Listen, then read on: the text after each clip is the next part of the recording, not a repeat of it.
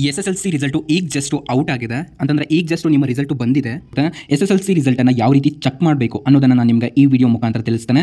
ಈ ವಿಡಿಯೋದಲ್ಲಿ ನಿಮ್ಮ SSLC ರಿಸಲ್ಟ್ ಅಂದರೆ 10ನೇ ತರಗತಿ ರಿಸಲ್ಟನ್ನು ಯಾವ ರೀತಿ ಚೆಕ್ ಮಾಡಬೇಕು ಅಂತಂದರೆ ಜಸ್ಟ್ ಸಿಂಪಲ್ಲು ಇಲ್ಲಿ ನಿಮ್ಮ ಮೊಬೈಲ್ನಲ್ಲಿ ಕ್ರೋಮ್ ಬ್ರೌಸರ್ ಅಥವಾ ಇನ್ಯಾವುದಾದ್ರು ಬ್ರೌಸರ್ ಇರುತ್ತಲ್ಲ ಅದನ್ನ ಓಪನ್ ಮಾಡ್ಕೊಳ್ಳಿ. ಓಪನ್ ಮಾಡ್ಕೊಂಡ ತಕ್ಷಣ ನೆಕ್ಸ್ಟ್ ಏನು ಮಾಡಬೇಕು ಅಂತ ಹೇಳ್ತೇನೆ. ಸೊ ಅದಕ್ಕಿಂತ ಮೊದಲು ನೀವೇನಾದರೂ SSLC ಸ್ಟೂಡೆಂಟ್ಸ್ ಆಗಿದ್ದರೆ, ಇನ್ ಕೇಸ್ ನೀವು ಏನಾದರೂ ಸ್ಟೂಡೆಂಟ್ಸ್ ಆಗಿದ್ದರೆ ಯಾವುದಾದ್ರೂ ಕೋರ್ಸ್ ಮಾಡ್ತಾ ಇದ್ದೀರಾ ಅಂತಂದರೆ, ನೀವಿನ್ನೂ ನಮ್ಮ ಚಾನಲ್ಗೆ ಸಬ್ಸ್ಕ್ರೈಬ್ ಆಗಿಲ್ಲ ಅಂತಂದರೆ, ಫಸ್ಟ್ ಟೈಮ್ ವಿಸಿಟ್ ಮಾಡ್ತಾ ಇದ್ದೀರಾ ಅಂತಂದರೆ ದಯವಿಟ್ಟು ಈಗಲೇ ಕೆಳಗಡೆ ಕಾಣುವಂತಹ ಸಬ್ಸ್ಕ್ರೈಬ್ ಬಟನ್ ಮೇಲೆ ಕ್ಲಿಕ್ ಮಾಡಿಬಿಟ್ಟು ಪ್ರತಿಯೊಬ್ಬ ವಿದ್ಯಾರ್ಥಿಗಳು ಕೂಡ ನಮ್ಮ ಚಾನಲ್ಗೆ ಸಬ್ಸ್ಕ್ರೈಬ್ ಆಗಿ.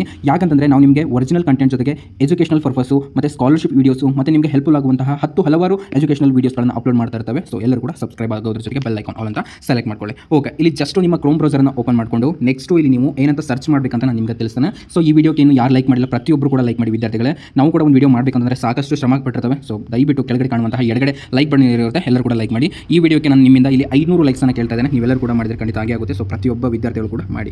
ಓಕೆ, ಇಲ್ಲಿ KARRESUL.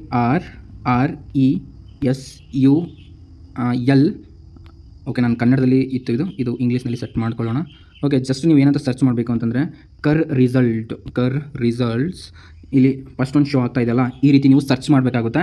KARRESULTS.NIC.in 2024 ಅಂತ ನೀವು ಇಲ್ಲಿ ಸರ್ಚ್ ಮಾಡಬೇಕಾಗುತ್ತೆ. ನಾನು ಇವಾಗ ಸರ್ಚ್ ಮಾಡಿದೆ. ಸೊ ಈ ರೀತಿ ಸರ್ಚ್ ಮಾಡಿದಾಗ ಮೊದಲಿಗೆ ನಿಮಗೆ ಒಂದು ವೆಬ್ಸೈಟ್ ನಿಮಗೆಲ್ಲರಿಗೂ ಕೂಡ ಇಲ್ಲಿ ನೋಡಲಿಕ್ಕೆ ಸಿಗುತ್ತೆ. ಇಲ್ಲಿ ಸಾಕಷ್ಟು ವೆಬ್ಸೈಟ್ಗಳು ಬರ್ತವೆ, ಅವ್ಯಾವನ್ನು ಕೂಡ ತಲೆ ಕೆಡಿಸ್ಕೊಬೇಡಿ, ಬಿಟ್ಬಿಡಿ. ಇವಾಗ ಫಸ್ಟ್ ಒಂದು ಇರುತ್ತೆ, ಇದ್ರ ಮೇಲೆ ಕ್ಲಿಕ್ ಮಾಡಬೇಕು. ಇದ್ರ ಮೇಲೆ ಕ್ಲಿಕ್ ಮಾಡಿದಾಗ ಇಲ್ಲಿ ನಿಮಗೆ ಒಂದು ವೆಬ್ಸೈಟ್ ಕಾಣಿಸುತ್ತೆ. ಇಲ್ಲಿ ದ್ವಿತೀಯ PUC ವಾರ್ಷಿಕ ಪರೀಕ್ಷೆ ಫಲಿತಾಂಶ ಪ್ರಕಟಣೆ. ಇದು ಅಂತಂದರೆ ಇವಾಗ ಸೆಕೆಂಡ್ PUC ರಿಸಲ್ಟ್ ಅನೌನ್ಸ್ ಆಗಿತ್ತಲ್ವಾ, ಅದು ಇಲ್ಲಿ ಬಂದಿದೆ. ಇವತ್ತು 10 ಮೇಲ್ಪಟ್ಟು ನಿಮಗೆ 10th ರಿಸಲ್ಟ್ ಅನೌನ್ಸ್ ಆಗುತ್ತೆ. ಸೊ ಎಲ್ಲರೂ ಕೂಡ ಅಲರ್ಟ್ ಆಗಿರಿ. ನಿಮ್ಮ ರಿಸಲ್ಟನ್ನು ನೀವು ಈ ರೀತಿ ನಿಮಗೆ ಒಂದು ಕಾಲಮ್ ಕಾಣುತ್ತೆ. ಸೊ ಆ ಕಾಲಮ್ ಮೇಲೆ ನೀವು ಈ ರೀತಿ ಇಲ್ಲಿ ಕ್ಲಿಕ್ ಮಾಡ್ತಾರಲ್ಲ, ನೀವು ಕೂಡ ಆ ರೀತಿಯೇ ಕ್ಲಿಕ್ ಮಾಡಿಬಿಟ್ಟು ಇಲ್ಲಿ ನಿಮ್ಮ ರಿಜಿಸ್ಟ್ರೇಷನ್ ನಂಬರನ್ನು ಹಾಕಿ ಇಲ್ಲಿ ನಿಮ್ಮ ಡೇಟ್ ಆಫ್ ಬರ್ತನ್ನು ನೀವು ಹಾಕಬೇಕಾಗುತ್ತೆ. ಸೊ ಅಥವಾ ಸಬ್ಜೆಕ್ಟ್ ಕಾಂಬಿನೇಷನ್ ನೀವು ಹಾಕಬೇಕಾಗುತ್ತೆ. ಸಬ್ಮಿಟ್ ಅಂತ ಇರುತ್ತೆ, ಅದ್ರ ಮೇಲೆ ಕ್ಲಿಕ್ ಮಾಡಬೇಕಾಗುತ್ತೆ. ಇವಾಗ ನೀವು ಕೇಳಬಹುದು ಸರ್ವರ್ ಬಿಸಿ ಇದೆ, ಯಾವ ರೀತಿ ಚೆಕ್ ಮಾಡಬೇಕು ಅಂತ. ಇಲ್ಲಿ ತ್ರಿಬಲ್ ಡಾಟ್ಗೆ ಹೋಗಿಬಿಟ್ಟು ಇಲ್ಲಿ ಡೆಸ್ಕ್ಟಾಪ್ ಸೈಟ್ ಅಂತ ಇದೆ, ಅದ್ರ ಮೇಲೆ ಕ್ಲಿಕ್ ಮಾಡ್ಕೊಳ್ಳಿ. ಅದ್ರ ಮೇಲೆ ಕ್ಲಿಕ್ ಮಾಡ್ಕೊಂಡಾಗ ಇಲ್ಲಿ ಇಲ್ಲಿ ಅದೇ ವೆಬ್ಸೈಟ್ ಬರುತ್ತೆ, ಅದೇ ವೆಬ್ಸೈಟ್ಗೆ ನೀವು ಹೋಗಿ ಇಲ್ಲೂ ಒಂದ್ಸರಿ ಕೂಡ ಅದನ್ನ ನೀವು ಕ್ಲಿಕ್ ಮಾಡ್ಕೊಳ್ಳಿ. ಸೊ ಈ ರೀತಿ ನಿಮಗೆ ಕಾಣುತ್ತೆ. ಇವಾಗ ನೀವು ಕ್ಲಿಕ್ ಮಾಡ್ಕೊಳ್ಳಿ, ಯಾವುದೇ ರೀತಿ ಸರ್ವರ್ ಪ್ರಾಬ್ಲಮ್ ಆಗೋದಿಲ್ಲ. ಎಲ್ಲ ವಿದ್ಯಾರ್ಥಿಗಳಿಗೂ ಕೂಡ ಈ ವಿಡಿಯೋನ ಶೇರ್ ಮಾಡಿ, ಯಾರ್ಯಾರಿಗೆ ಸರ್ವರ್ ಪ್ರಾಬ್ಲಮ್ ಆಗ್ತಾ ಇದೆ ಅನ್ನೋರಿಗೆ. ಸೊ ಯಾರು ಕೂಡ ನಿಮಗೆ ತಿಳಿಸಿಲ್ಲ ಸರ್ವರ್ ಪ್ರಾಬ್ಲಮ್ ಆದರೂ ಕೂಡ ಯಾವ ರೀತಿ ನಿಮ್ಮ ರಿಸಲ್ಟನ್ನು ನೀವು ಚೆಕ್ ಮಾಡಬೇಕು ಅಂತ.